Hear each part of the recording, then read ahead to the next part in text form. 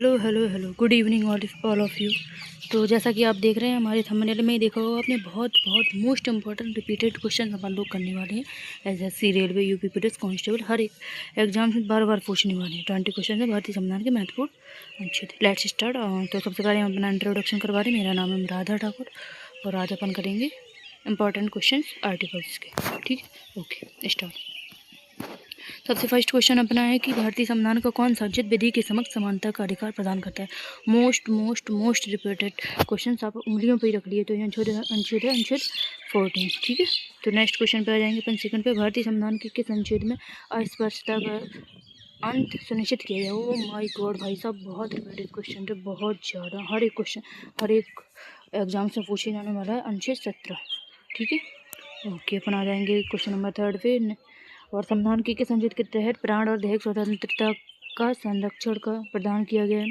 तो ये हमारा हो जाएगा अनुच्छेद 21। सारे क्वेश्चन बहुत ही ज़्यादा इंपॉर्टेंट रिपीटेड क्वेश्चन है, बिल्कुल भी ना भूलें थोड़ा सा भी कि इन्हें इग्नोर कर दें। बिल्कुल रिवीजन करके जाना है, लास्ट मोमेंट पर रिवीजन करके जाना है, ये क्वेश्चन आपका पक्का फंसेगा। 86वें संविधान संशोधन अधिनियम द्वारा जोड़ा गया शिक्षा का अधिकार किस अनुच्छेद में बढ़े। शिक्षा का अधिकार हमारा है 21 में। ओके, आ जाएंगे। डॉक्टर भीमराव अम्बेडकर ने किस अनुच्छेद को संविधान का हृदय और आत्मा कहा था। हृदय और आत्मा कहा था अनुच्छेद 32 को।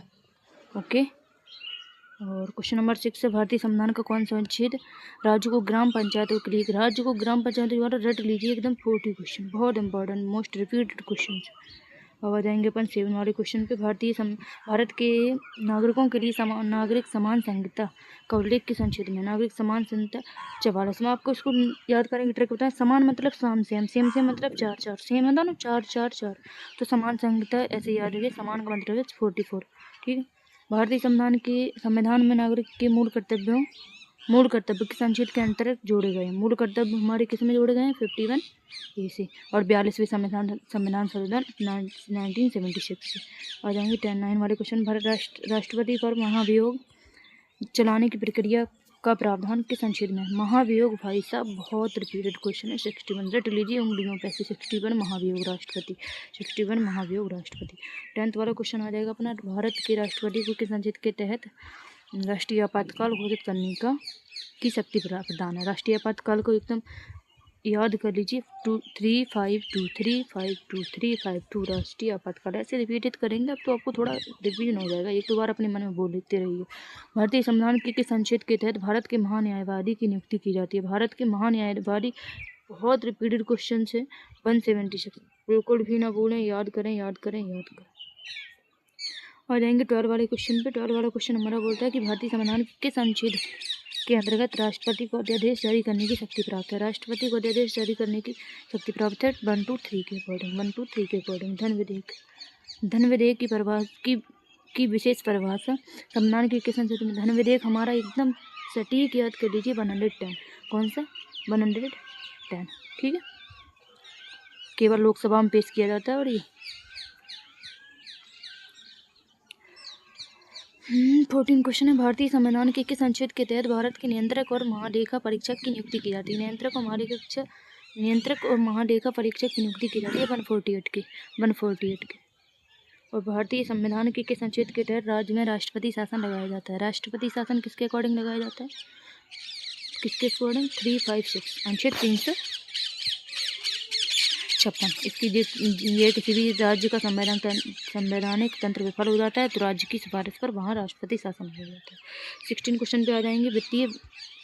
वित्तीय आपातकाल की घोषणा राष्ट्रपति किस अनुच्छेद के अंतर्गत करते हैं। राष्ट्रपति करते हैं 360 के अंतर्गत। कौन सी 360 के अंतर्गत, यदि भारत की वित्तीय स्थिरता या साख को खतरा होता है।